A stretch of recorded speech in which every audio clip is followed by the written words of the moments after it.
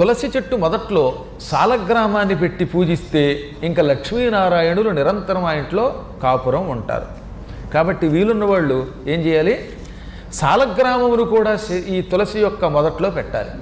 తులసీదేవికి చాలా ఇష్టమైనది ప్రదక్షిణ గానము. కాబట్టి ఎప్పుడూ కూడా తులసి చెట్టు చుట్టూ ప్రదక్షిణ చేయాలి. అందుకే ఇంట్లో తులసి కోట పెట్టుకునేవాళ్ళు ప్రదక్షిణ చేసేందుకు విలువ పెట్టుకోవాలట. యాని కాని చ పాపాని బ్రహ్మహత్యా సమాని చ తందృష్ట్వా చ పలాయంతే వైనతేయా దివోరగాః.